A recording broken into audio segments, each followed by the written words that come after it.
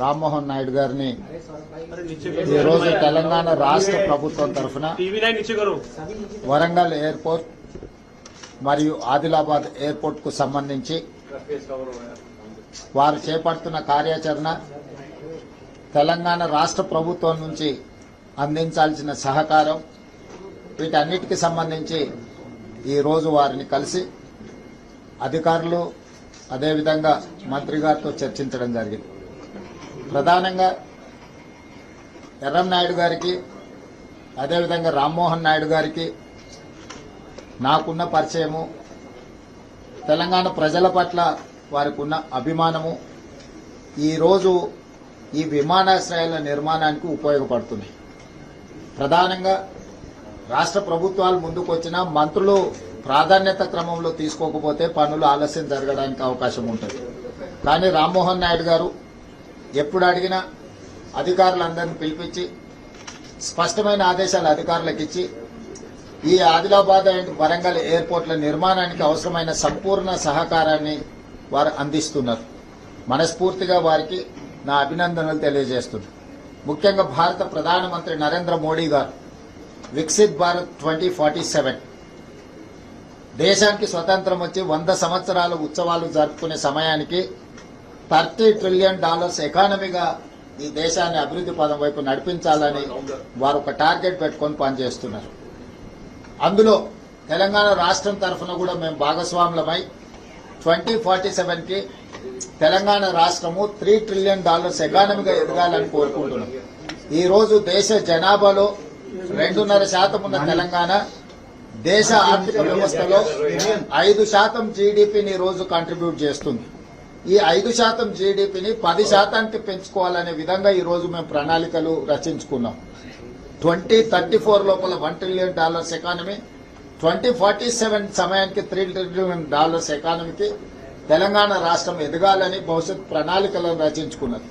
అక్కడికి మేము చేరుకోవాలంటే ప్రపంచ దేశాలలో జరుగుతున్న వేగవంతమైన అభివృద్ధికి విమానాశ్రయాలు అత్యంత కీలక భూమిక పోషించబోతున్నాయి. పరిశ్రమలు రావాలన్నా, పెట్టుబడులు పెట్టాలన్నా, ఇక్కడ పరిశ్రమలు ఉత్పత్తి చేసిన వస్తువులను ఇతర దేశాలకు ఎగుమతి చేయాలన్నా అంతర్జాతీయ స్థాయి ప్రమాణాలతో విమానాశ్రయాల అవసరం ఉన్నది. దీన్ని తెలంగాణ రాష్ట్ర ప్రభుత్వం, కేంద్ర ప్రభుత్వం గుర్తించి ఈనాడు వరంగల్ ఎయిర్పోర్ట్, ఆదిలాబాద్ ఎయిర్పోర్టులను తక్షణమే మొదటి ప్రాధాన్యత కింద తీసుకొని నిర్మించి వాటిని పూర్తి చేయాలని లక్ష్యంగా పనిచేస్తున్నాము. జూన్ 2, 2028 నాటికి వరంగల్ ఎయిర్పోర్ట్ అదేవిధంగా ఆదిలాబాద్ ఎయిర్పోర్ట్ కూడా పూర్తి చేయాలన్న లక్ష్యంతో ఈ రోజు మేము ప్రయత్నం చేస్తున్నాము. తప్పకుండా కేంద్ర ప్రభుత్వ సహకారంతో ఈ 2 ఎయిర్పోర్టులను జూన్ 2, 2028 నాటికి పూర్తి చేసుకుంటామనే సంపూర్ణమైన నమ్మకం, విశ్వాసం నాకు కలిగింది. అవసరమైన సహకారం రాష్ట్ర కేంద్ర ప్రభుత్వాలు ఇచ్చిపుచ్చుకొని ముందుకు వెళ్లడం జరుగుతుంది. ఒక ఎయిర్పోర్ట్ నిర్మించాలంటే 4 ప్రధానమైన అంశాలు.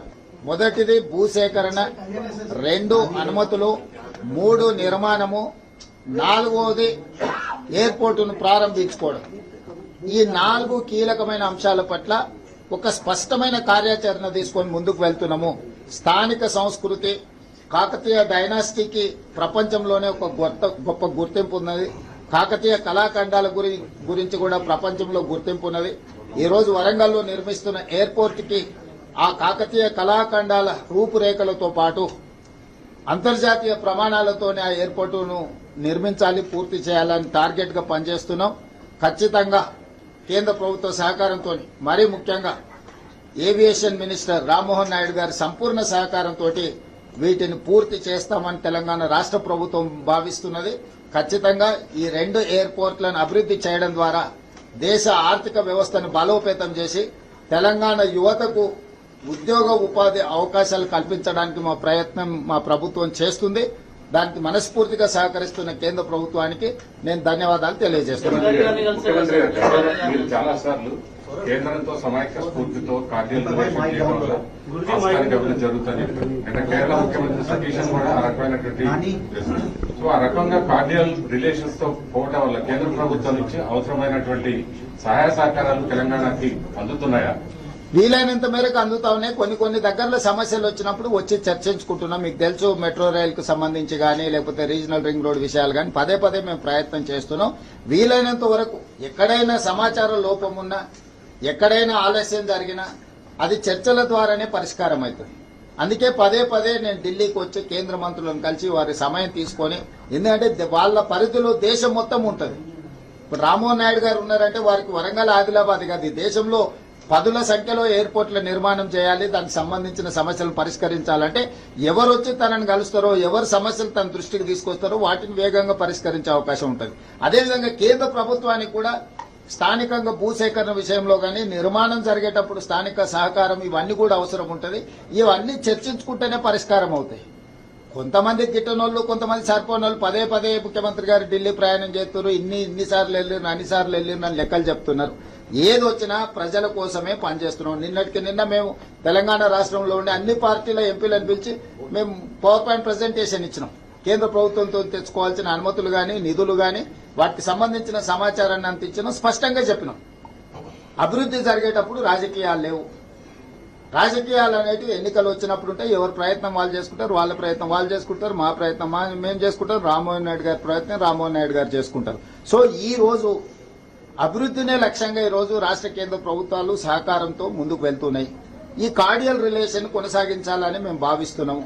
తద్వారానే సమస్యలు పరిష్కారం అవుతాయి, చర్చల ద్వారా పరిష్కారం అవుతాయని తెలంగాణ రాష్ట్ర ప్రభుత్వం సంపూర్ణంగా విశ్వసిస్తుంది. అందుకే పదే కేంద్ర ప్రభుత్వాన్ని సంప్రదిస్తున్నాం, సమాచారాన్ని అందిస్తున్నాం, సమాచారం వాళ్ళ నుంచి తీసుకుంటున్నాం.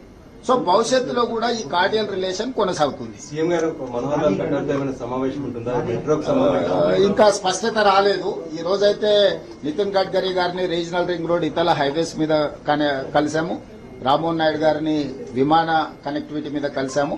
మిగతా మంత్రుల సమయం అడిగినాం. వాళ్ళ సమయం ఉందా లేదా అంటే నేను వాళ్ళ అపాయింట్మెంట్ తీసుకున్నాక రాలేదు, వచ్చినాక అపాయింట్మెంట్ అడుగుతున్నా కొంతమందిని. సో వాళ్ళ ముందస్తు కార్యాచరణ ఉంటే కొన్నిసార్లు ఇవ్వచ్చు, ఇవ్వకపోవచ్చు. ఏదేమైనా పార్లమెంట్ సమావేశాల సందర్భంగా మళ్లీ ఢిల్లీకి వస్తే ఒక 3-4 రోజులు ఇక్కడ ఉండి అందరినీ కలుస్తాం.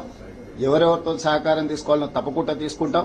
మీడియా మిత్రులకు నా సూచన ఒకటే, అనవసరమైన రాజకీయ వివాదాస్పదమైన అంశాలను ప్రస్తావించకండి. ఇది అభివృద్ధి చేసుకోవాల్సిన సందర్భం. అందరూ కలిసికట్టుగా కలిసి పని చేసుకోవాలా, ఒకరికొకరు సహకరించుకోవాలా. అనవసరమైన విమర్శలకు దారితీస్తే పని పాడవుతుంది.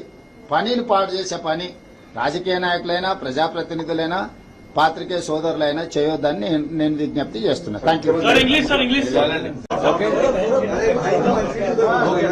మీడియా మిత్రులందరికీ కూడా నమస్కారం.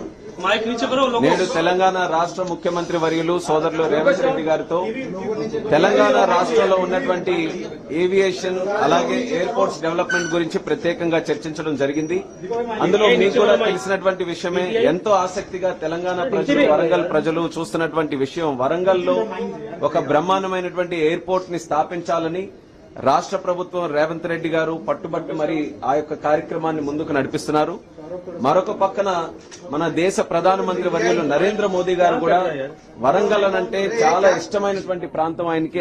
ఇక్కడ ఉన్నటువంటి చరిత్ర గాని, ఆ ప్రాంతానికి ఉన్నటువంటి ఒక కల్చర్ గాని, దీన్నన్నింటినీ కూడా ముందుకు నడిపించాలని కేంద్ర ప్రభుత్వం, ప్రధానమంత్రి గారు కూడా ఎప్పటికప్పుడు ఆ కార్యక్రమాల్లో సహకారం కూడా అందిస్తున్నారు.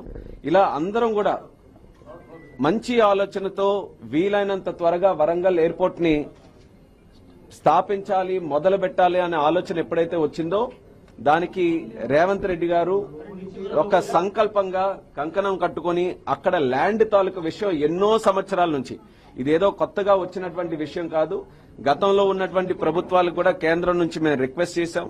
వరంగల్లో ఎయిర్పోర్ట్ అథారిటీ దగ్గరే సుమారు 700 ఎకరాలు ఉంది.